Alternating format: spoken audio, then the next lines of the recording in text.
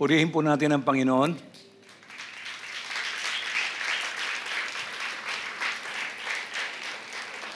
Sa mga minamahal na kapatid natin sa Paisawan, Baga, Kabataan, sa mga aking mga kamanggagawa sa Panginoon, doon po sa mga senior citizens, sa mga minamahal naming mga panauhin na patuloy na dumadalo sa ating gawain. Sa lahat din po ng mga manonood sa YouTube channel, isang maalab at mapagpalang umaga po sa inyong lahat. No? Bago po tayo magsimula sa ating mensahe ngayong umaga, tayo po ay manalangin. Aming Ama, lumikha ng lahat ng bagay. Tunay na pinagmumulan ng liwanag at karunungan. Salamat sa iyong pagtawag sa iyong lingkod, sa pananampalataya, sa pagtatanim ng iyong salita sa aking puso, sa pagbibigay sa akin ng kakayahang magturo ng iyong salita at ibahagi ang magandang balitang ito sa iba. Bigyan mo kami ng kapangyarihan na mamuhay sa liwanag ng Ebanghelyo. Ipinahayag ang katotohanan nito sa aming mga salita sa pamamagitan ng aming mga gawa. Bigyan mo kami ng mainit na pagmamahal, pag-ibig para sa iyo at sa isa't isa. Pagpalain mo kami ngayon habang nakikinig ng iyong salita. Sa iyo ang kaluwalhatian ngayon at magpakailanman. Ito ang aming panalangin sa pangalan ni Jesus. Amen.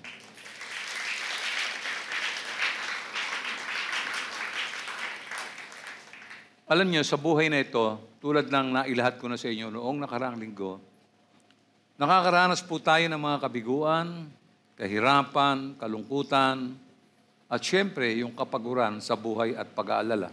No? Marami sa atin ang nakaranas ng alinman sa mga ito.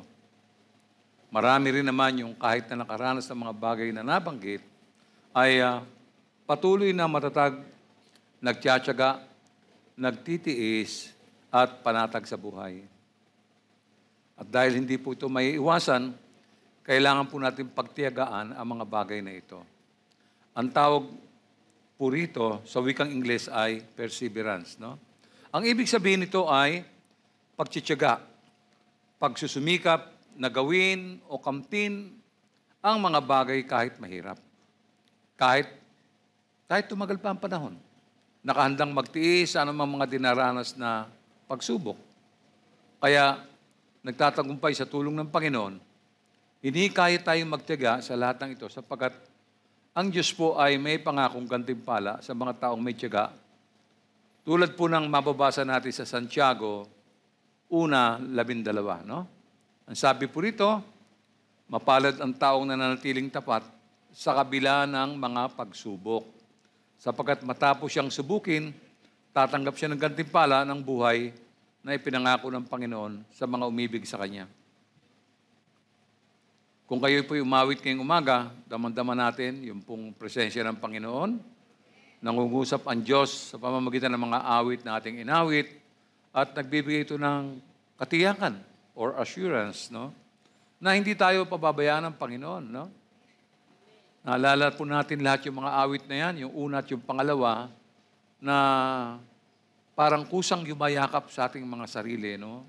At binibigyan tayo ng katiyakan ng Diyos o gaano siya kalapit sa atin. No? Hindi ko na po pakakabaan pa yung introduction natin tungkol sa paksang ating tatalakayin ngayon. Ang pamagat po ng ating paksa ay perseverance. Pinaliwanag ko na po kung ano to, no? Ang pagtitiyaga ay ginagamit rin sa panalangin. Ang pagtitiyaga ito ang siyang nagpapasakdal doon po sa mga nagtitiis. Ganito po ang sinabi ni Apostol Pablo sa mga taga-Roma sa 5:5-7, no? At hindi tayo binibigo ng pag-asang ito sapagkat ang pag-ibig ng Diyos ay ibinuhos na sa ating mga puso sa pamamagitan ng Espiritu Santo na ipinagkaloob sa atin ng Diyos. Sapagkat nung tayo mahihina pa, namatay si Kristo sa takdang panahon para sa mga makasalanan. Mahirap mangyaring ialay ni Numan ang kanyang buhay alang-alang sa isang taong matuwid. Kahit na maaaring may manghas na gumawa nito, alang-alang sa isang taong mabuti. Yung po mga talatang binasa natin, tinalakay po ni Apostol Pablo ang issue ng pagtitiyaga. No? na may kaugnayan sa pananampalataya. Hinihikayat po niya yung mga mambabasa, no? Ang mga mananampalataya na maging matiyaga, no? Kahit na sa gitna po ng kahirapan. Kasi ang kahirapan din naman natin talaga maiiwasan yan, no? Ipinapaliwanag niya na ang proseso ng pagtitiis at pagtitiyaga ay humahantong sa espiritual na kagalakan at hindi matitinag na pag-asa, no? Ang tagumpay ay nagsisimula sa pamamagitan ng pagkilala natin sa katotohanan ng pagdurusa. Bakit natin tatanggihan ito samantalang totoo ito at hindi natin matatakasan? Isinulat ni Apostol Pablo na nagagalak siya sa mga kahirapan na kanyang tinitiis. Ang intensyon po ng Apostol dito ay hindi upang maliitin ang hirap o ang kahirapan na ating nararanasan. Sa halip, pinapayuhan niya ang mga mananampalataya na yakapin ang mga ito ng may malinaw na pag-iisip na nakaugat sa pananampalataya. Ipinaliwanag rin ng apostol ang epekto ng pagdurusa, no? Sinabi niya na ang pagdurusa ay nagbubunga ng tiyaga. Kapag naharap tayo sa mga hamon at pagtitiis sa buhay, pinatatatag nito ang ating kalooban. Nagkakaroon tayo ng kakayahang manatili sa pananampalataya at manatili sa ating pag-asa. Ano man ang magiging kalagayan natin. Ganyan mismo sinabi ni Apostol Pablo sa Roma, sa 5:3-4. Ano sabi niya? Hindi lamang yan. Ikinagagalak din natin ang mga kahirapang ating tinitiis dahil alam nating ito'y nagbubunga ng pagtitiyaga. Ang pagtitiyaga ay nagbubunga ng katatagan at ang katatagan naman ay nagbubunga ng pag-asa. Napakasimple po, no? Nakita niyo po yun, no? Balikan natin yung verse 3. Ikinagagalak din natin ang mga kahirapang ating tinitiis. Dahil alam natin ito ay nagbubunga ng pagtitiyaga. Yun po yun. Kaya may joy pa rin, no? Sumunod, sabi niya, at ang pagtitiyaga ay nagbubunga ng katatagan. Diyan ka magiging matatag, no? Dahil sa pagtitiyaga mo. At ito naman ay magbubunga naman ng pag-asa, no? Binigyan din ng apostol na ang pagtitiyaga ang susubok sa ating mga pagkatao. Sa pamamagitan ng pananampalataya, no, pinalalakas at dinadalisay ng pagsubok ang ating pagkatao. Ang pagdurusa ay naghahayag kung tunay na mananampalataya tayo o hindi. Yun po ang magpapakita noon. Sa panahon ng pagsubok, nalalantad ang tunay nating pagkatao. Kasi pagka masarap ang buhay, wala lang okay naman no? Pero oras na dumating na po yung mga kahirapan at mga pagsubok, diyan lalabas yung tunay nating pagkatao kung sino tayo. No? Kaya nga, habang sinusubok ang ating pagkatao, hindi madali, ngunit doon sa mga magtatagumpay, nagbubunga po ito ng pag-asa. Ang pag-asang ito ay hindi po sa isip lamang, kundi isang pag-asa na ang Diyos ang nagtakda at tutupad po nito ayon sa kanyang pangako. No? Ito ang pag-asa na lampas sa mga kahirapan at magbibigay sa atin ng matatag na pundasyon sa gitna ng lahat. Dugtong pa niya sa Roma chapter 2, verse 6 and 7, sabi niya, sapagkat igagawad niya sa lahat ng tao ang naaayon sa kanilang mga ginawa. Bibigyan niya ng buhay na walang hanggan ang mga taong patuloy na gumagawa ng mabuti, naghahangad ng karangalan, kadakilaan at kawalang kamatayan. Bukas ang salita ng Diyos, nasa sa atin na yun kung paano natin iintindihin, paano natin i-digest, no? Mga kapatid, ito ang nagpapatibay sa hindi matitinag na kasangian ng pagtitiyaga. Ang ating pag-asa sa Diyos ay hindi mawawala ng kabuluhan, ang sabi ng aklat. Matatag itong nakasalig sa hindi nagkukulang na pag-ibig niya at presensya ng banal na Espiritu sa buhay natin. Binibigyan din ni Apostol Pablo ang pangunahing papel ng pag-ibig ng Diyos at ng banal na Espiritu na siyang magpapanatili at mag-iingat sa ating mga pag-asa. Ang pag-ibig ng Diyos ay ibinuhos po sa ating puso, pinupuno tayo ng katiyakan ng kanyang katapatan. Sa pamamagitan ng banal na Espiritu, tayo ay binibigyan ng kapangyarihan upang mapagtiyagaan at malampasan ang mga hamon ng buhay. Wala akong sinabi ritong easy life Wala naman talaga ganun yung ang buhay masarap lang, masagana lang, kakain ka, matutulog ka, iinom ka, ganun lang. Lahat ng tao dadanas ng kahirapan, dadanas ng mga problema, dadanas ng mga pagsubok. At kung hindi ka matatag, yun po may problema ang tao. No? Kung matatandaan nyo, last week binanggit ko yun. Yung mga anxieties, no? Yung mga pag-aalala, labis, binanggit na rin ng Bible yan. No? Hindi ho mangyayari sa Kristiyano yan kung matatag ang kanyang pananampalataya. Kasi alam mo namang ang lahat ng bagay ay iniaasa mo sa Diyos eh. Alam mo naman na kung may mga problema ka, inilalapit mo to sa panalangin. At hinahayaan mo na sa kamay ng Diyos. Hindi mo na pinakikialaman yan eh.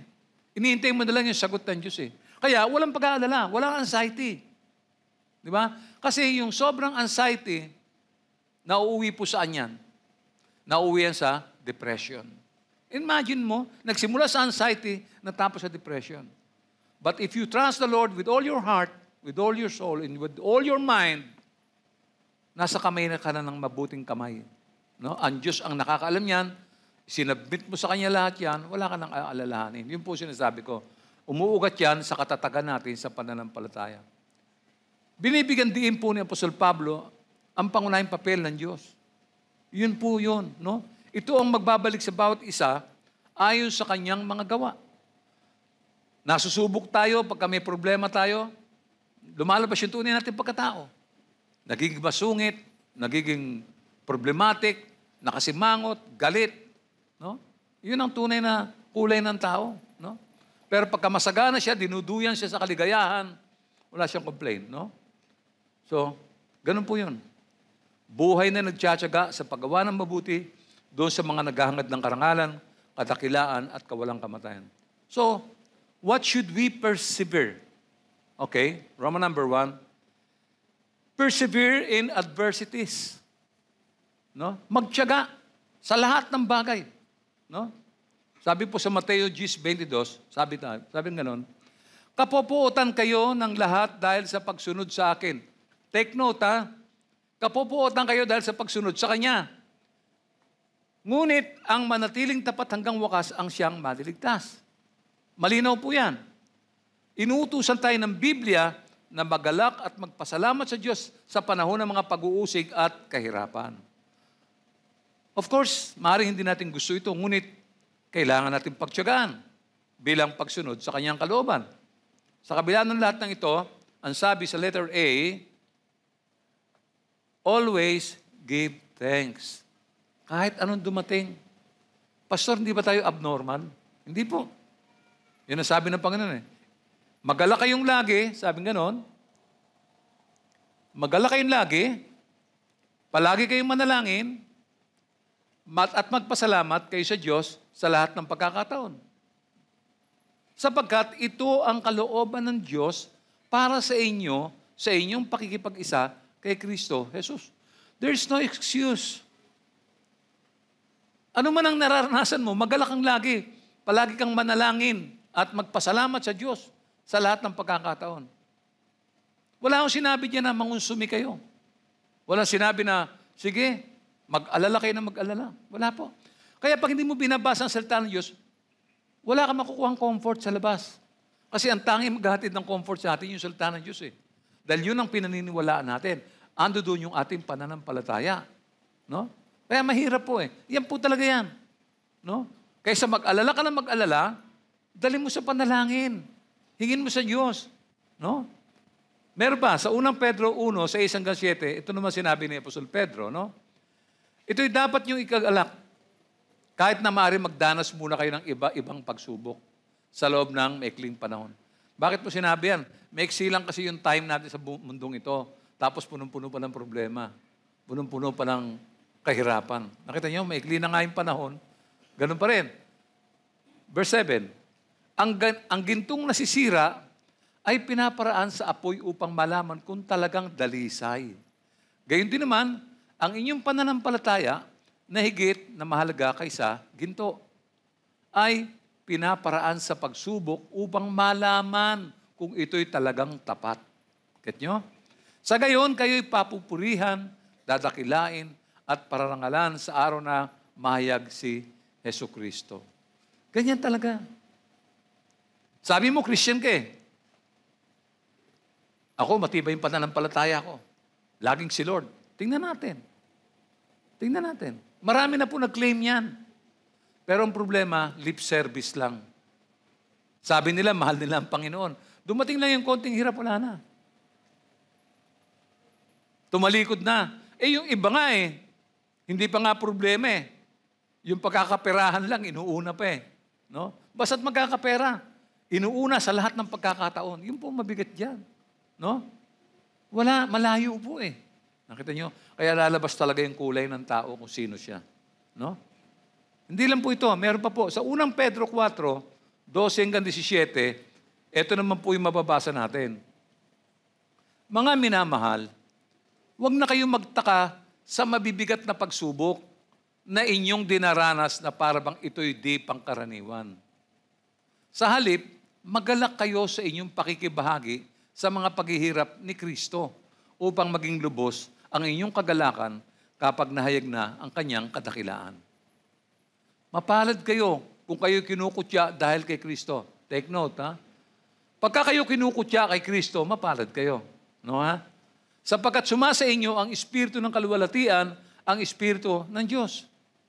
Huwag nawang mangyaring maparusahan ng sino man sa inyo dahil siya'y mamamatay tao, magnanakaw, salarin o pakialamero. Ngunit kung kayo'y magdusa dahil sa pagiging Kristiyano, huwag ninyong ikahiya ito. Sa halip, magpasalamat kayo sa Diyos sapagkat taglay ninyo ang pangalan ni Kristo. Dumating na ang panahon ng paghuhukom at ito'y magsisimula sa mga bayan ng Diyos. At kung sa atin ito magsisimula, ano kaya ang magiging wakas ng mga hindi sumusunod sa magandang balita ng Diyos? Na-imagine niyo ba yun? Kung tayo nga hatulan ano pa kaya yung mga hindi nakakilala at hindi tumanggap sa Panginoong Jesucristo? Nakita niyo po yun? No? Malungkot po yan. No?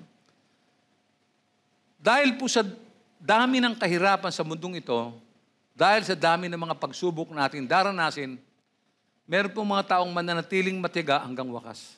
Sinabi na po ng Bible yan. Ngunit, tulad ng sinabi ng Biblia, marami rin po ang manlalamig, hihiwalay sila sa Diyos dahil sa mga kasamaang umiiral. Tatalikod at isusuko ang kanilang pananampalataya. Hindi na sila Christian sa salita at sa gawa. Minsan nabanggit ko po sa kapulungan na ang kasalukuyang mga Kristiyano ay hindi po uusigin ng kaaway magpakailanman. Yung mga kasalukuyang Kristiyano, hindi na po uusigin ng kaaway yan. Wala pong uusig na kaaway. Bakit po? Paano uusigin ng kaaway wala namang ginagawa? Uusigin ka lang naman pag may ginagawa ka sa pangalan ni Kristo kung wala ka namang ginagawa, paano ka uusigin ng kaaway? Get mo yun? Wala ka namang ginagawa Naintindihan mo yun? No? Ni hindi nga may pagtanggol ang ebanghelyo ni Kristo. Di ba? Bakit? Mga duwag. Mga duwag kasi. Mga takot. Wala pa ako nakitang Kristiyano na nagtanggol ng sarili sa harapan ng kaaway ng ebanghelyo ni Kristo. Wala pa po. Never. Wala pa. Takot kasi. Di kasi handang ipagtanggol ang ebanghelyo ni Kristo. Yun ang problema. No? Magaling na tayong umawit. Magaling tayong magpatotoo. Mga patotoo pa natin, hindi patotoo. No? Yun po yung pagkating ng kaaway, hindi nakikibuyan. Pag pinintasan yung mga Christians, tahimik siya. No? Tingnan natin ang mga kaaway ng ebanghelyo ni Kristo. Tingnan natin. Hindi sila natatakot at handa silang pumatay at mamatay upang ipagtanggol ang kanilang pananampalataya.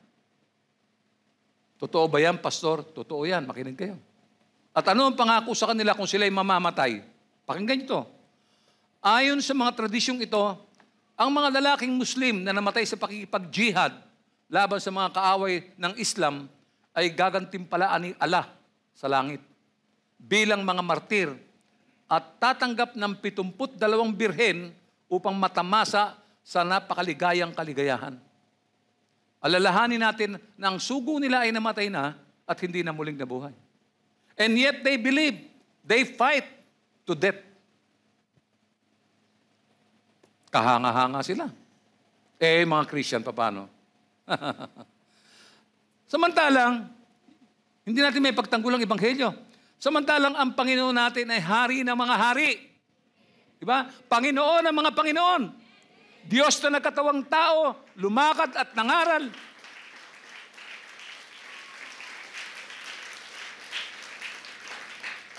Lumakad at nangaral, ipinako sa krus dahil sa kasalanan ng sangkatauhan. Namatay siya, ngunit makalipas ng 3 araw, siya'y muling binuhay at ang lahat ng nanalig sa kanya ay pinagkalooban niya ng buhay na walang hanggan.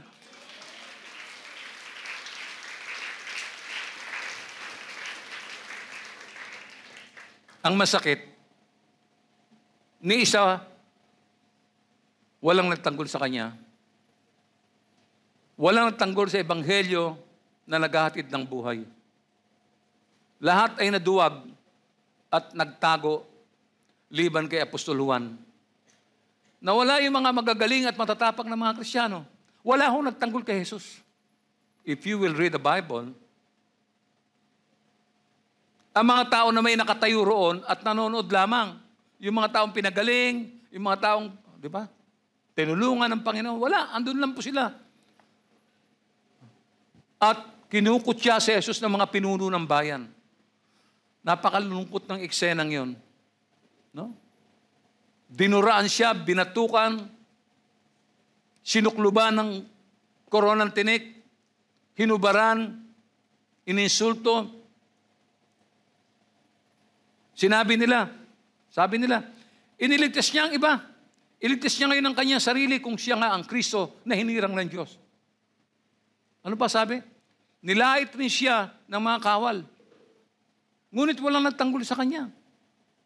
Tinuya siya.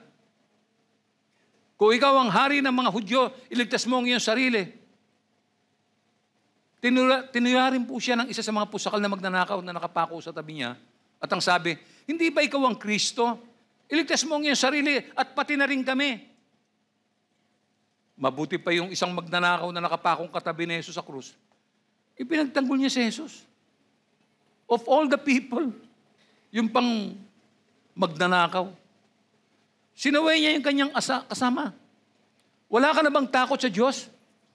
Ikaw ay pinurusahan ding tulad niya. Tama lamang na tayo parusahan ng ganito dahil sa ating mga ginawa. Ngunit ang taong ito'y walang ginawang masama. At sinabi pa nito, Jesus, alalahanin mo ako kapag naghahari ka na.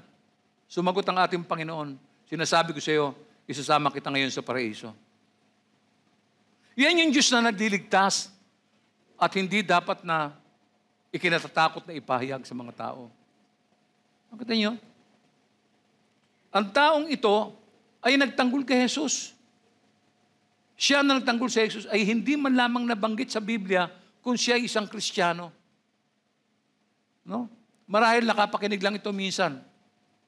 Pero maliwanag na ipinagtanggol niya sa Jesus kahit nakapako pa siya sa krus. Ang mga nakapakinig ng Ebanghelyo, nasaan sila? Nasaan yung mga Christians? Mga nakatago dahil naduwag at hindi nakahandang magtanggol at mamatay para kay Kristo. Ang layo, no? Kita nyo? Yung mga Muslim, iba. Ibibigay nila ang buhay nila hanggang kamatayan. At ano mapapala nila?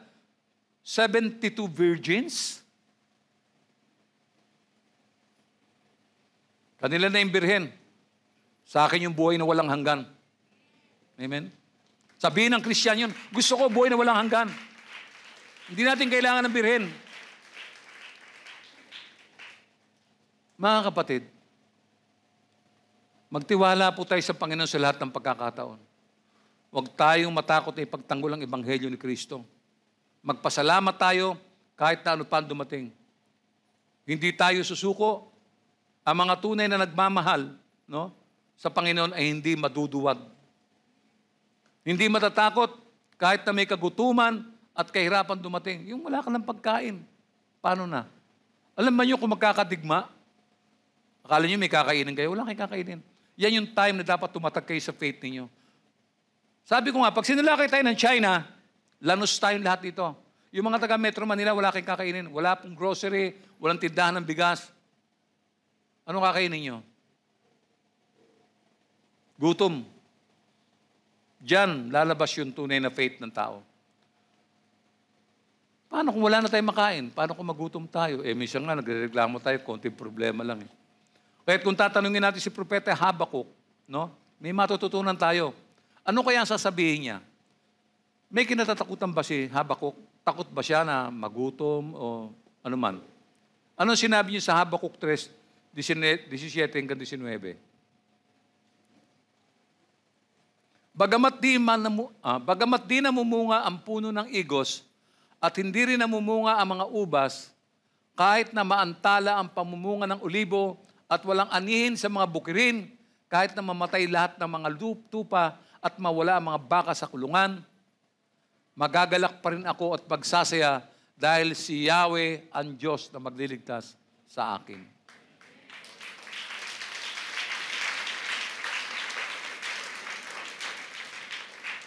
Sinabi niya, kahit na mamatay pa ang puno ng igos, ang puno ng ubas, kahit walang anihin sa bukid, kahit pa mamatayin lahat ng mga tupa at mga baka sa kulungan, magagalak pa rin siya at magsasaya. Walang takot. Bakit po? Dahil si Yahweh ang Diyos na magliligtas sa kanya. Itinaya niya ang buo niyang kabuhayan at handa siyang mamatay dahil si Yahweh ang magliligtas sa kanya. Ganyan ka-strong ang faith ni Habakuk. Oo nga naman. Di ba? Ano ba ang mahalaga sa atin? Kumisan, pag nadidelay yung sweldo, pag dumating yung mga bayarin at problema, pag nagkulang ang pagkain sa hapag, nag-i-struggle na po tayo. Samantalang para kay Habakuk, mawala man lahat. No problem. Bakit? Anong sabi niya sa verse 19? Ang Panginoong Yahweh ang sa akin nagpapalakas. Tulad ng usa, tiyak ang aking mga hakbang, inaalalayan niya ako sa mga kabundukan. Ang tindi ng faith nitong taong to. Ginamit po ni Habakuk ang mga talinghagang ito upang ilarawan ang pambansang pagkabalisa ng mga Hudyo. No? Bakit? Bakit nga hindi? Winasak ng makapangyarihang hukbo ng mga Kaldeo ang bawat bansang madaanan nila hanggang Jerusalem. Gutom ang inabot ng lahat ng bansang madaanan ng mga hukbo ng Kaldeo. But remember, despite all the hunger and uncertainty, magagalak pa rin siya at magsasaya dahil si Yahweh ang Diyos na magliligtas sa kanya. Ito yung dapat natutukan ng mga Kristiyano. Ang kapayapaan at kagalakan ni Habakuk ay hindi po nakadepende sa kalagayan niya. Nakita niyo? Tayo kasi, apektado tayo eh. Pag dumating na yung monthly bill, upa ng bahay, tubig at ilaw, wala na laman yung rep, hindi na umaandar yung washing machine. No? All the comforts of life, nasa atin na. Si Habakuk nung tayo niya, wala namang ganyan. And yet, pagkain lang ang pwede niyang asahan, pero handa na rin siyang mawala lahat yan. Tayo, saan tayo nakahanda? Yung mga tiyan natin, parang may alarm clock. Mag-alas 12 na. Tumutunog ngayon. Alas 12 na. Di ba? Almusal, tanghalian, hapunan. Meron tayong alarm clock no? Di natin iniisip yung mga gawain natin sa Panginoon. Naalala lang natin yung sikmura natin. No? Totoo lahat yan. Duwag, hindi gumagawa, walang gawa, walang... Magaling lang sa kainan. Kaya, parang ang laki ng pagkukulag natin. Nakakagilty yung awit kanina. No? Sa kabila ng mga pananagutan natin, wala.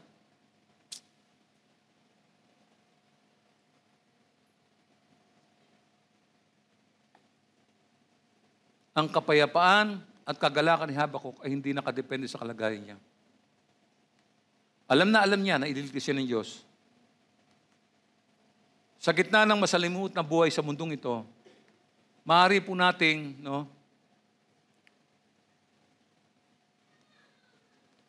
maaari po nating ituon ang ating mga mata kay Jesus. Ituon natin ang ating mga mata sa kanyang pangako. Basahin niyo kasi ang Bible, no?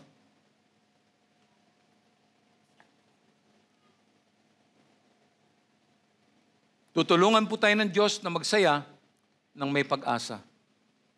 Kung tayo nakatutok sa kanyang mga pangako, kung tayo nakatutok sa kanyang mga salita, kung tayo nananampalataya, meron po tayong pag-asa. May pag-asa po ba tayo? So what should we preserve or persevere rather?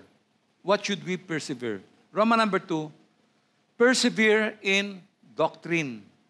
No? Basahin natin yung aklat ng mga gawa 2:42. Ano po sabi? Nanatili sila sa itinuro ng mga apostol sa pagsasama-sama bilang magkakapatid, sa pagpipira-piraso ng tinapay at sa panalangin. No? Dahil sa panalangin at fellowship, naabot nila ang mga bagong mananampalataya. Inaanyayahan nila, kasama nila, ang mga aral ng mga apostol, pagpuputol-putol ng tinapay, at pagtsatsaga, ang nagbukas ng pintuan ng langit para doon sa mga bagong mananampalataya. Ang pinakamahalagang kaganapan sa lahat ng panahon ay nangyayari ngayon sa kasalukuyan. Nag-aaral tayong mabuti ng Biblia upang matuto at maligtas gayon din ang mga nakikinig sa atin. Hindi lamang yung sarili natin, kundi yung mga tao nakikinig sa atin. Ano na ba nangyari sa Christian? Sabi po sa unang Timoteo 4:16, ang sabi, pakaingatan mo ang iyong pagkilos at pagtuturo. Patuloy mong gawin ang mga bagay na ito upang maligtas ka, pati na ang mga nakikinig sa iyo. Kung tayo ba'y nag-uusap-usap, sa tingin niyo mga nakikinig may mapapakinabang sa pinag-uusapan natin? Ano sa palagay ninyo? Ano ba yung mga subject natin pagka tayo nag-uusap? Pagka tayo nagtitipon? Uy, ano yung pabango mo? Ang sarap niyang amoy niya na. Ang ganda ng shoes mo. Saan mo nabili yan? Ang sarap nito, no? Sikwan lang nga meron nito eh. Bigay ko siya mamaya ang telepono. Nasaan po ang ebanghelyo? Ano napapakinabang ng mga nakikinig?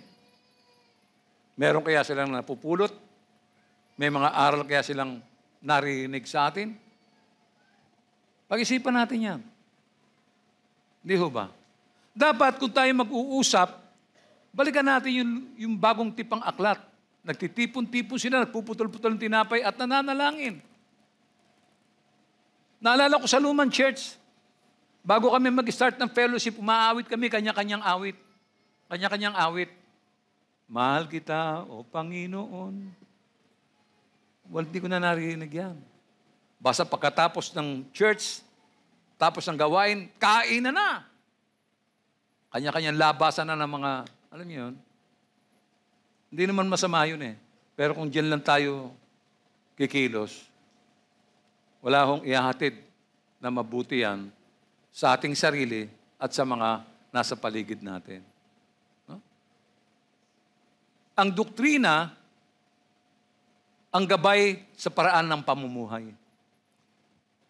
Sa mga pag-uugali sa araw-araw na buhay, ang doktrina po ay magdadala sa atin ng kalayaan at kaligtasan. Basahin po natin sinabi ng Apostol Santiago tungkol sa perpektong kautusan ng Diyos sa Santiago 1:25. Ano sabi? Ang taong nagsasaliksik at nagpapatuloy sa pagsunod sa kautusang ganap na nagpapalaya sa tao ang pagpapalain ng Diyos sa lahat ng kanyang gawain. Pakinggan nyo, yan po ang sinabi ng aklat eh. Nagsasaliksik at nagpapatuloy sa pagsunod sa kautosang ganap na nagpapalaya sa tao ang pagpapalaya ng Diyos sa lahat ng kanyang gawain. Siya ang taong gumagawa at hindi nakikinig lamang at pagkatapos ay nakakalimot. Ganyan po marami sa atin. Pagbabalang na hagdanan, nakalimutan na yung scripture kung ano eh. Alam niyo, may Bible study po tayo sa bahay ng isang kapatid. Nasa 5 yugto na kami ngayon sa Bible study.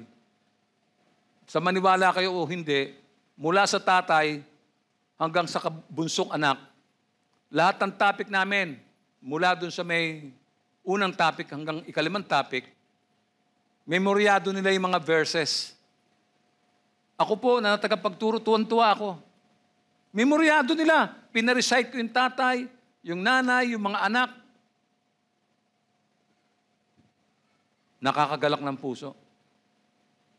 Memoryado nila yung mga verses. Inisa-isa ko po talaga. Kailangan kasi yun eh.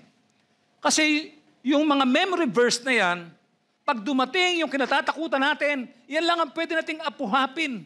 Yan lang ang pwede nating pulutin, kunin, sungkitin. Yan lamang yung mga salitang magpapatibay sa puso natin para di tayo magreklamo. Para walang takot.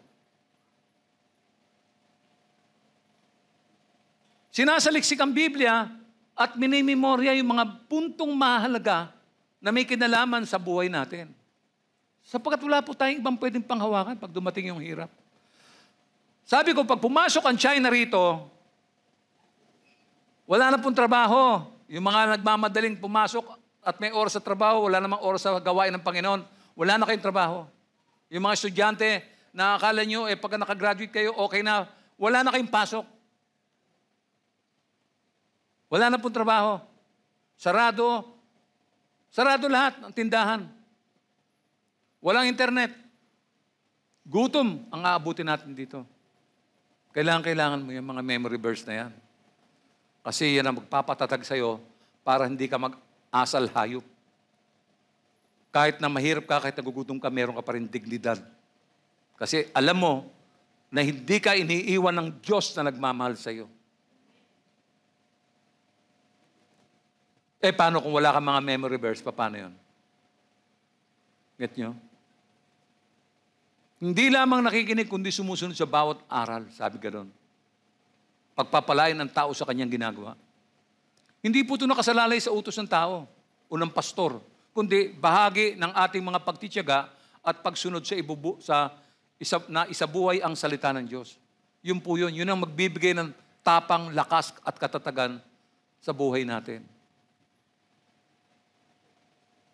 Bagamat ang mga kaaway ay darating upang guluhin tayo sa mga maling aral, ang tunay na ebanghelyo ang magpapalaya sa atin mula kay Kristo Jesus. Matatag, basahin natin ang Bible. Araw-araw. No? Tayo po'y pinalaya na ng Panginoon mula nung tayo makakilala sa Kanya. Basahin natin sinasabi ng Galatians chapter 5 verse 1. Ang sabi, malaya na tayo dahil pinalaya tayo ni Kristo. Amen po ba? Sino po ito hindi pa malaya? Taas ang kamay. Sino po ang malaya? Sumigaw na malakas na Amen.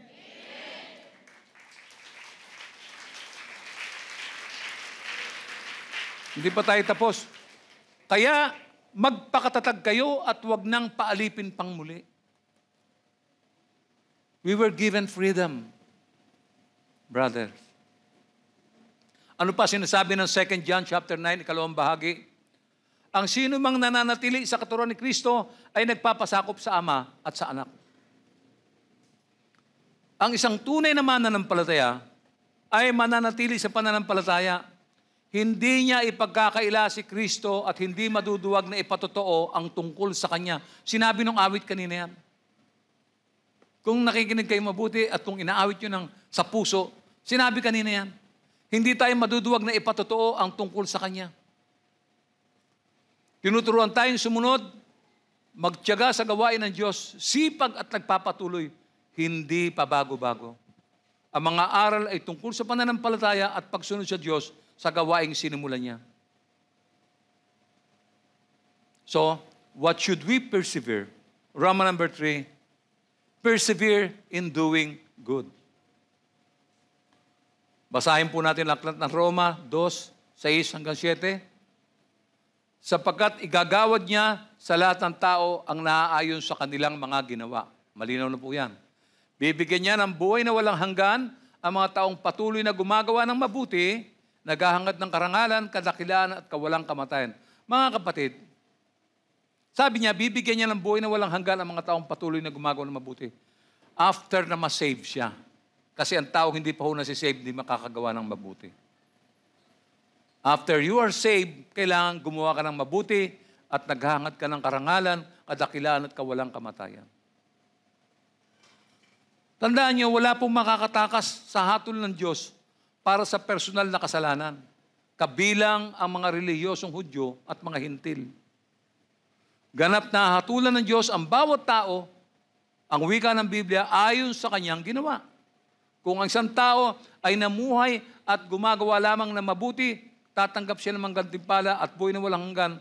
Kung hindi, karapat-dapat siya sa puot at galit ng Diyos. Ang mga naghahangad na gumawa ng mabuti ay umahanap ng kaluwalhatian, karangalan at kawalang kamatayan. Again, dapat na-save ka muna bago ka gumawa nito. Maraming beses po, bigo tayong harapin ang mga kahirapan. Mahina sa mga pagdurusa, laging kapos.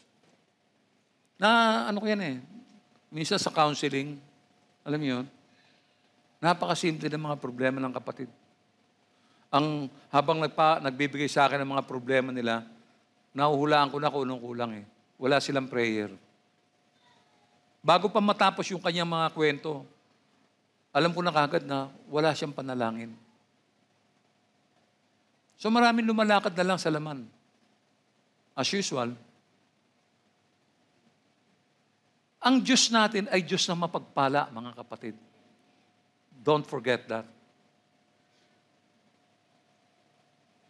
Mamaya maintindihan niyo pa ng mas malalim ang mga ibig ko sabihin. No?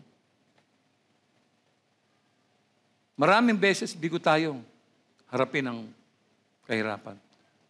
Pero may sinasabi rito si Apostol Pablo sa kanyang liham sa mga taga-Galacia sa chapter 6 verse 9. Ano sabi niya? Kaya't huwag tayong magsawa sa paggawa ng mabuti. Pagdating ng takdang panahon, tayo ay aani kung hindi tayo magsasawa. So, yung palang mga bagay na ginagawa natin na pagsasawaan natin.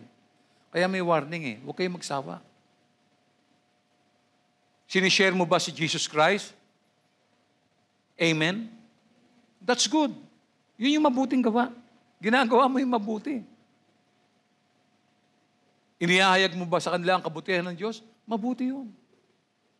Dumadalo ka ba sa mga gawain? Puno ka lagi ng pananabik? Inuuna mo yung gawain ng Panginoon kaysa sa anumang mga gawain gusto mo? Yun ang mabuti. Lahat ng mabuti gawin mo. Yun ang dapat. Hindi tayo nahihiwalay kay Kristo. Kasama natin lagi ang Panginoon. Yung mga lalaking at babaeng pinananahanan ng Espiritu Santo, kasama nila ang Diyos. Basahin nga natin yung Hebreo 3:14. Sabi nga ganon, sapagkat tayong lahat ay kasama ni Kristo sa gawain. Nakita niyo pa yun? Kasama saan? Sa gawain. Ulitin ko ha. Sapagkat tayong lahat ay kasama ni Kristo sa gawain po, mga kapatid. No? Kung mananatiling matatag hanggang sa wakas ang ating pananalig sa nating ipinakita noong tayo unang sumampalataya. Di ba, hat na hat ka nung first day, tinanggap mo si Lord. Nabaptize ka, hat na hat ka, di ba? Hat ka pa rin ba hanggang ngayon? Excited ka noon. Ngayon ba may excitement pa ang buhay mo? Di ba? Maagang-maaga ka pa sa church noon. Ngayon kaya, kamusta kaya yung oras mo? Kitang-kita kasi mga kapatid eh. Nandun ako sa pintuan, nakaabang ako pagkalinggo, tinignan ko yung mga masisipag na Kristiyano. Makikita mo yung mga tinulungan ng Diyos, yun ang late. Yung mga binuhay ng Diyos, yung mga taong ito na tinulungan ng Diyos, binigyan ng kabuhayan, ng kita, yun ang mga late. Hindi naman magsisinungaling yung mata ko eh. Andiyan ako, nakatayo ko dyan, nakikita ko yung mga nag-i-struggle na Christian. Kakahiya talaga. Kung kayo ang Diyos, masisiyang kayo sa mga anak ninyo. Sensya na kayo, talagang ganyan po pagka nag-sermon kayo. Di ba? Kailangan totoo. Di ba? Struggle, oh. Grabe. Pero pagkatrabaho, ang aga. Wow. O yung kapatid na isa, wala po, pastor nasa school. Wow, nasa school. Ang galing. Pero pagdating sa gawain ng Panginoon, wala. Kita niyo po yun? Hindi, dumating naman, kaya lang late talaga. Late talaga. Ewan ko kung anong inaasikaso sa bahay niya, bakit? Sobrang late. Kita niyo po yun? Doon po sa dalawang talatang binasa natin, pinagdidiin ang puro kailangan yung pagtsatsaga. Habang may pagkakataon, gumawa tayo ng mabuti, hindi lang sa sarili natin, kundi para sa lahat. Tungkulin natin lahat na gumawa ng mabuti kanino man. Anuman ang kalagayan, sinasabi na kapag mayroon tayong pagkakataon na gawin ito, lalo na nga sa pamilya ng mananampalataya, gawin natin. No? Dahil sa takdang panahon, aani tayo ng bunga ng lahat ng ito. Pangako ng Diyos yan, di naman pangako ng pastor yan eh. Ang Diyos ang nangako eh. So what should we persevere? Roman number 4, persevere in grace. No? Now, we note that it was necessary for Paul and Barnabas that they continue to persevere in the grace of God because alam naman natin na sa maraming pagkakataon, kapag binigyan tayo ng Panginoon ng masaganang pagpapala, nakakalimutan nating magpatotoo. Yung iba nga, nakalipas na ang maraming buwan, panis na yung patotoo. No? Hindi natin marinig ang tinig nila. Get nyo yun? May magpapatotoo doon. Ipapatotoo ko lang yung nakalipas sa linggo. Nakalipas na yun eh. May amag na. Ba't hindi mo pinatotoo nung nakaraan? Hindi tayo nag-uusisa, hindi tayo nag-iisip, mga kapatid. Pag may ginawa ang Panginoon, sabihin mo kagad sa mga tao. Ipahayag mo kagad para alam nila. Ito nyo. Lahat ng sinasabi ko, totoo. Kakahiya, ginagawa natin.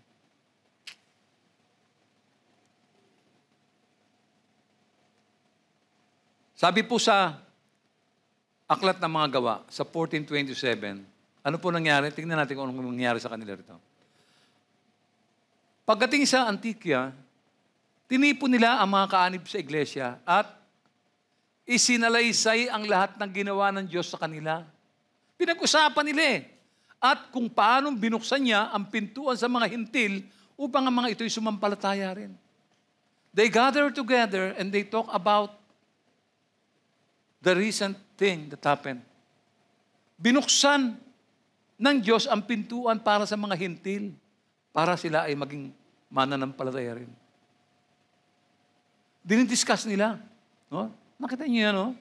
Sinasalaysay, kinikwento kung ano yung nangyari. Uy, nakapagbukas kami ng Bible study sa Isbagong Baryo. Naku, yung mga tao ron maaalab, masisipag.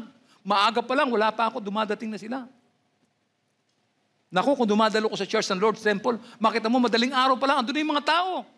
Nananabik sila. Di ho ba? Paano may ikikwento yung kasaysayan ng Lord's Temple kung ganyan late ang mga tao? Para sa kanila, ano yung mahalaga ba yung mga bagahin dala-dala nyo? Ano yung pagkain? Yung ba yung nasikaso nyo kanang magang-maga? Kaya kayo late? Di ho ba? Ang tawag po dito, biyaya. Biyaya po ng Diyos yan. Dapat nating kilalanin na ang mga espiritual na pagpapala ay hindi dahil sa ating mga gawa, no? Kundi dahil sa dakila at kamanghamangang gawain ni Kristo. Alalahanin po natin na sinabi ni Propeta Isaiah sa 64:6. Ano sabi niya? Lahat tayo'y naging marumi sa harapan ng Diyos. Sabi nung awit kanina yan. Ang mabubuting gawa natin, maruruming basahan ang katulad. Nalanta na tayong lahat gaya ng mga dahon. Tinatangay tayo ng malakas na hangin ng ating kasamaan. Yan ang status natin talaga eh. Only by grace. Yung awit kanina, nalala niyo? Yan po yun. Binigyan po ng Diyos si Propeta Isaiah ng inspirasyon upang bigyan niya ng babala ang Israel at sabihin sa kanila na ang lahat ng kanilang mga gawa ay maruming basahan. Dahil ang kanilang makasalanang pag-uugali ang nagpaparumi sa kanilang mga gawa. Dinungisan ng karumihan ang kanilang mga panalangin, mga sakripisyong kulang sa pagtsatsaga, mga pag-aalay at mga papuri. Dinungisan nilang lahat yan. At dahil masama ang kanilang motibo, labis silang kinasuklaman ng Diyos. Kaya makita mo, ang Israel laging up-to-date sila sa news. Tamo, ngayon, gera na naman. Walang tigil ang gera. Pupulbusin talaga sila ng Diyos, mauubos sila hanggat di sila tumitigil sa kalokohan nila.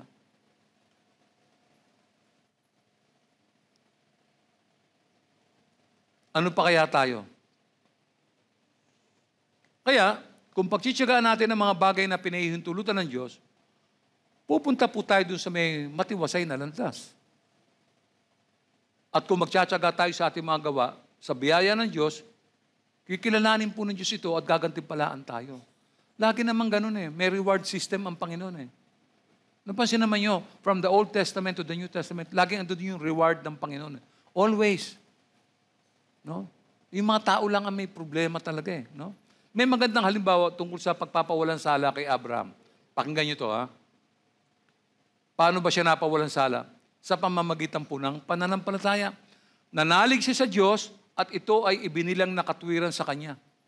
Ang pagtsatsaga sa gawain ng katarungan ay natapos na ni Kristo para sa atin.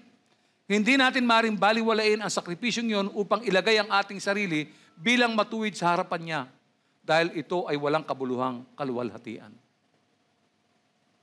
Sabi po sa Galatia 2:16,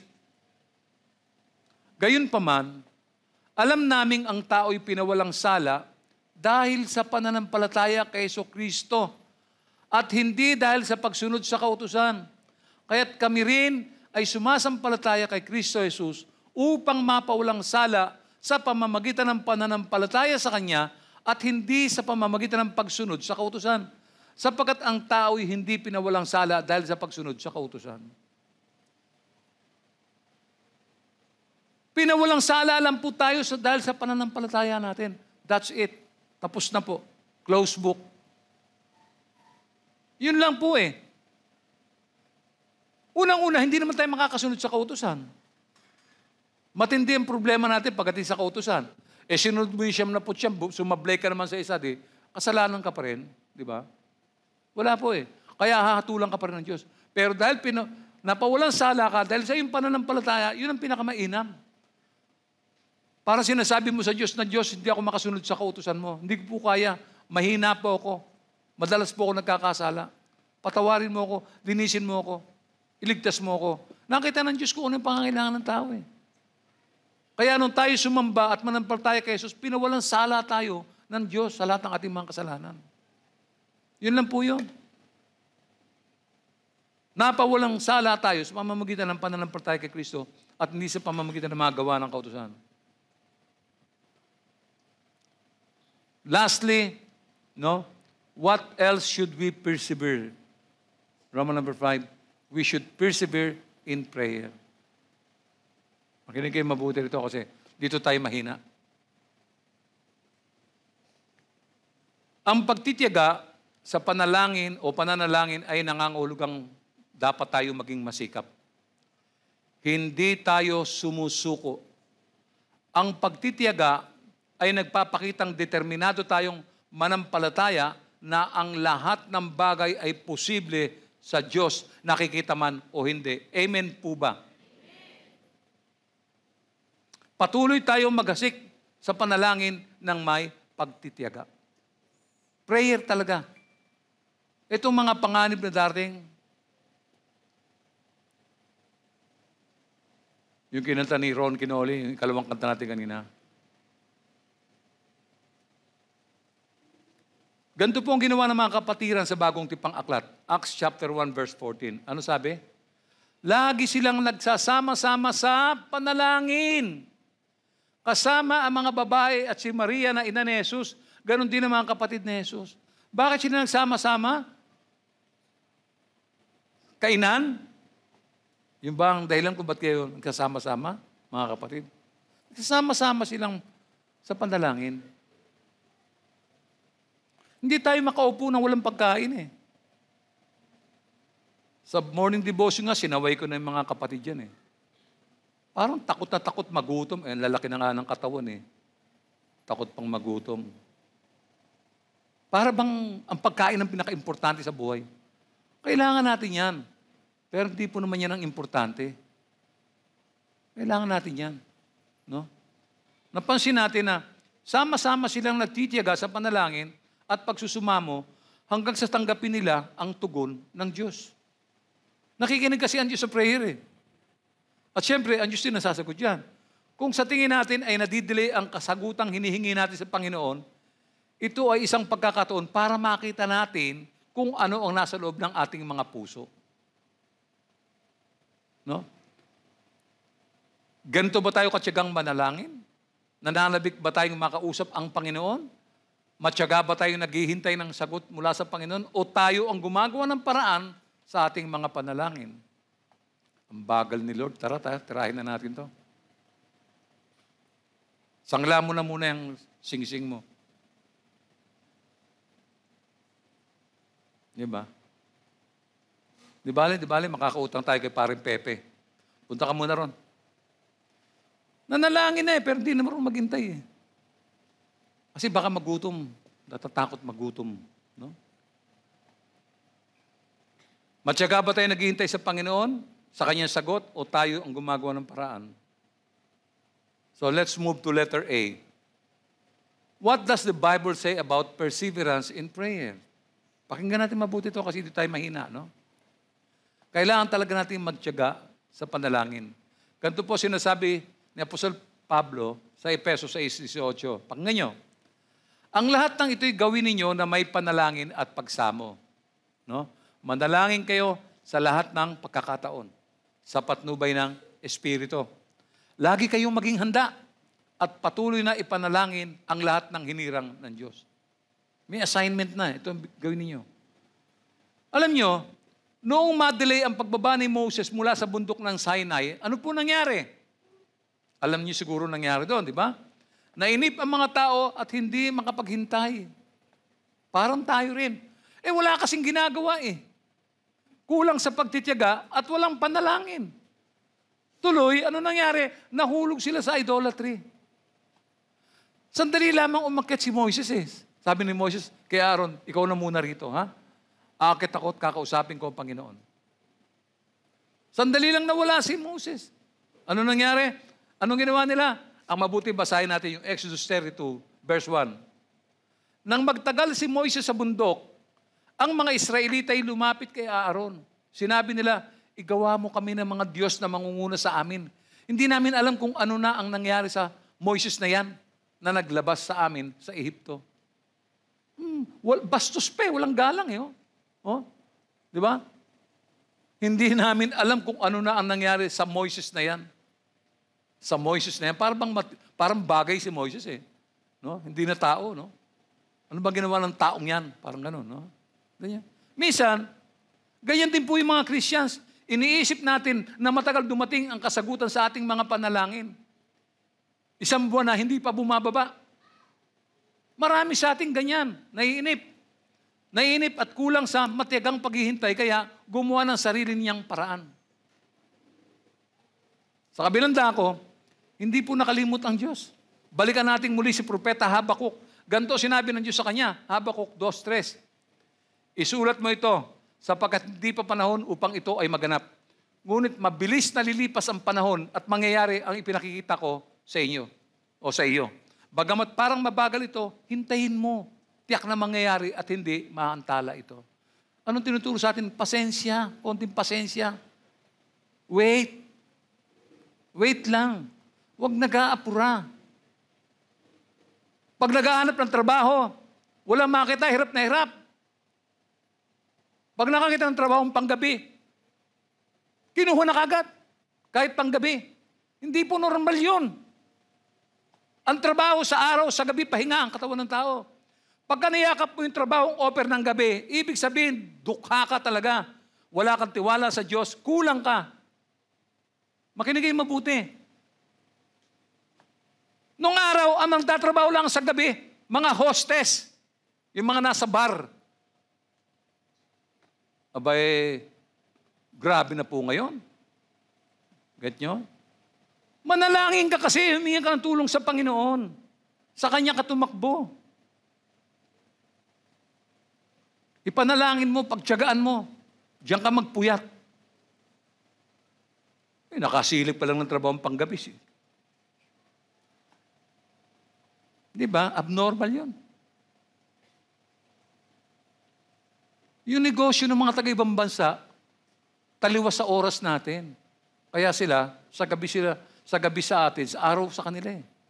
Pero tayo, gabi na nagtatrabaho pa. Ano, wala na ba tayong Diyos?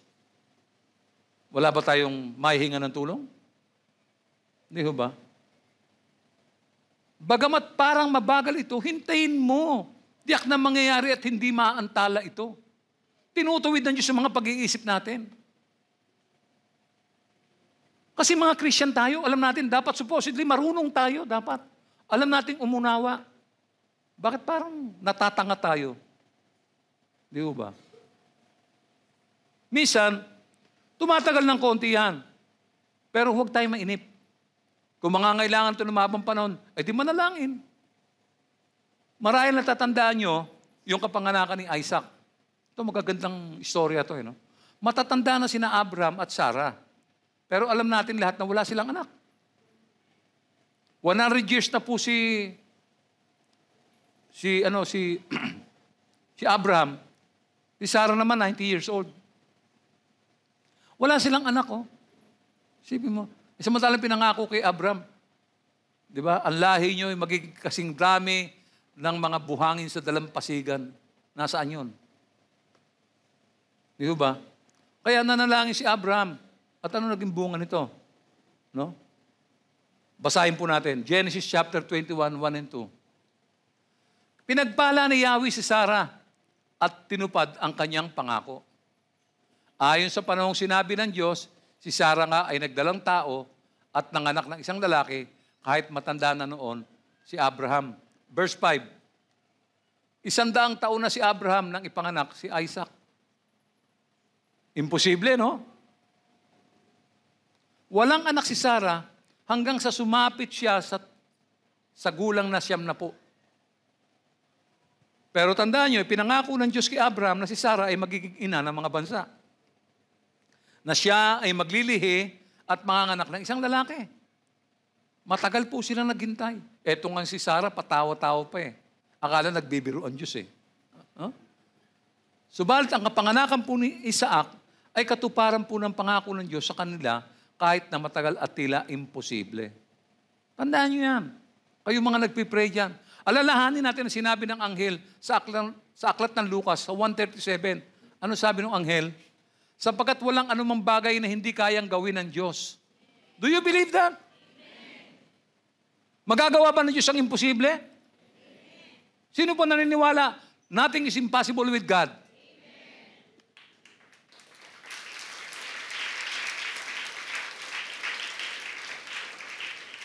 Kapag nangako ang Panginoong Diyos, tutuparin po niya ito sa takdang panahon sapagkat ang kanyang salita ay tiyak.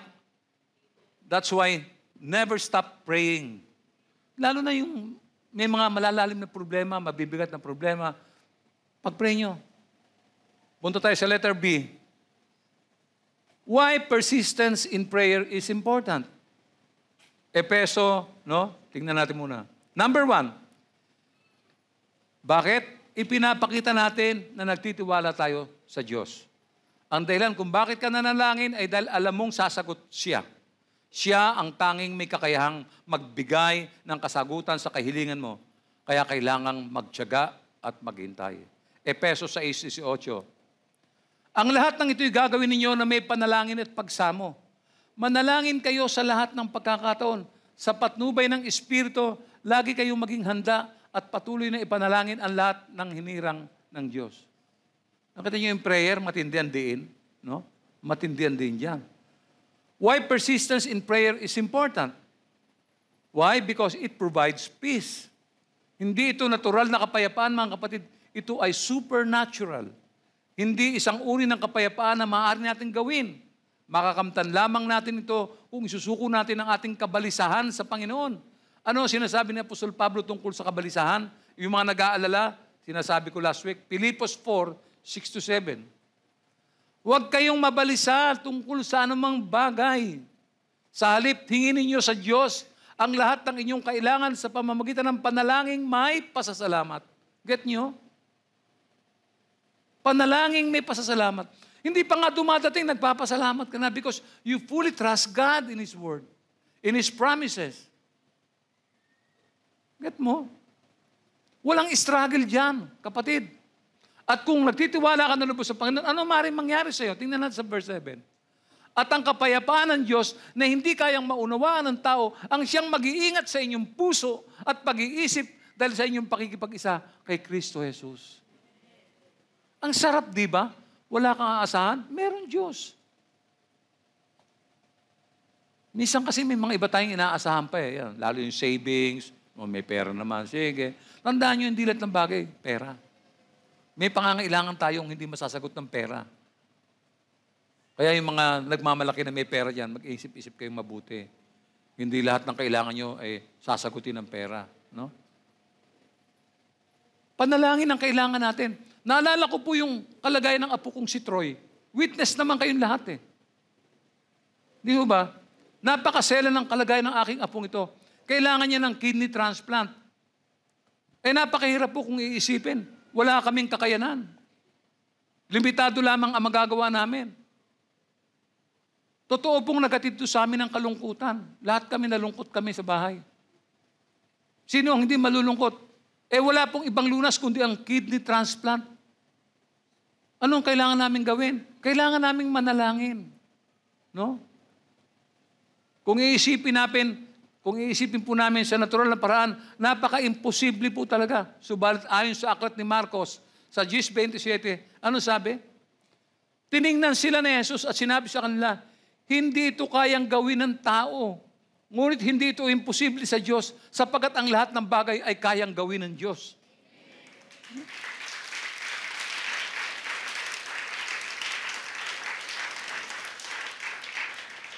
Pastor, hindi po namin kaya. Nahihirapan mo kami, Pastor. Hindi po talaga namin kaya. Sabi sa Lucas 18:27, ang sabi, ang mga bagay na hindi kayang gawin ng tao, kayang gawin ng Diyos. Tugon ni Jesus. Nakita niyo po yun? Sino ang sasagot sa problema natin?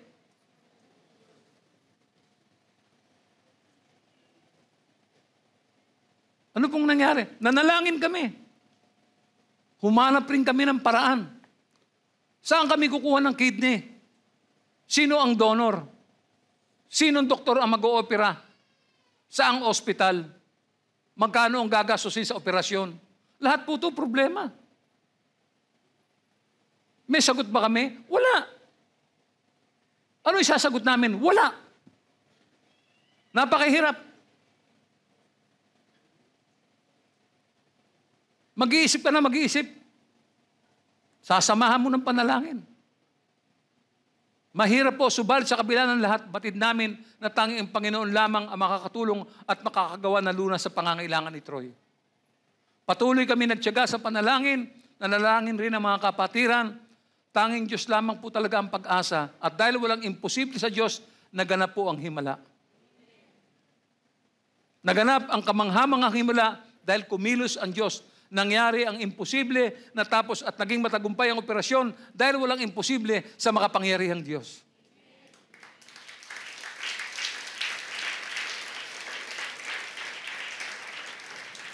Prayer, mga kapatid. Tapos yung iba sa atin tinatamad pa. Yun lang po eh.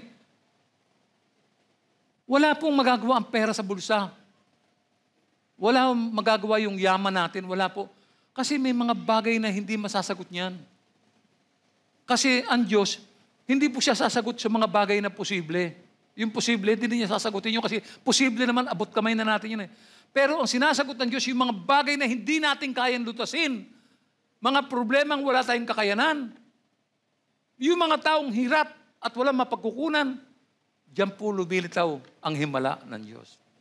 At nangyayari lamang yan kapag may mga taong matiyagang nananalangin sa Kanya. Kaya totoo po yung kasabihan. Tingnan nyo totoo yung kasabihan sa Kawikaan 16:1. Nasa tao ang pagpaplano, ngunit ang Panginoon nagpapasya kung magaganap ito o hindi. Diyos lang talaga nakakaalam yan. Tingnan nyo? Purihin po natin ang Diyos na sumasagot sa mga panalangin.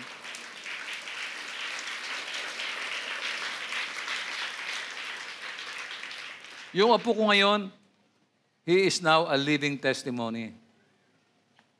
The greatness of God was been established now. Kaya nga yung batang yan, sabi ko sa kanya, lagi kang magpasalamat sa Panginoon. Lagi mo siyang sambahin at purihin. Kahit na binigyan siya ng kidney, isang araw mamamatay rin siya.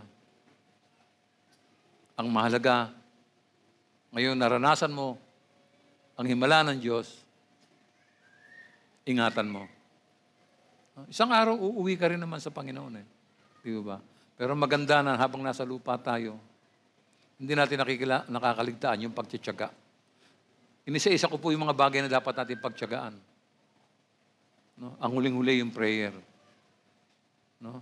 Yan pong prayer, yan ang sasagot ng ating lahat ng pangangailangan. No? Sa akin pong magtatapos, bilang mga anak ng Diyos, obvious na dadanas po tayo ng kahirapan at mga problema sa buhay. Again, kailangan natin magtiyaga sa gitna ng lahat ng ito. Marahil, naaantala ang Diyos sa pagsagot sa ating mga panalangin upang subukin kung ano ang laman ng ating mga puso. Tinignan ng Diyos kung nagtitiwala tayo sa Kanya. No? Kaya once na nagduda tayo, doon tayo nakikita ng Diyos. Dapat pagka hiningi natin sa panalangin, i-observe ninyo to at kailangan ninyong magtiyaga at maghintay. Huwag tayong magmadali. No, ha? Kaya, kailangan tayong magtiyaga sa panalangin sa lahat ng pagkakataon. In the perfect law of God that dwells in our heart, mga kapatid, meron tayong kalayaan sa salita ng Diyos na siyang doktrina ng pamumuhay natin, kaya dapat tayong magtiyaga upang hindi tayo mahulog sa legalismo. When we persevere in the grace of God, we're acknowledging that God's mercy is not due to our works, because the only work of justice was already done by Christ on the cross. Nothing less, nothing more. Luwalatiin po natin at purihin ang Diyos. Tumayo po tayong lahat. Habang tayo nakatayo sa umagang ito, makinig ka kapatid. Habang nakatayo ka ngayon sa iyong mga paa, makinig ka. Bago tayo manalangin, isipin mo ano yung mabigat na problema mo ngayon sa buhay. Ano yung minimithi mo na mangyari ngayon? May problema ka ba? Meron ka bang inaalala? Kasabay ng panalangin ito, magtiwala ka sa Diyos.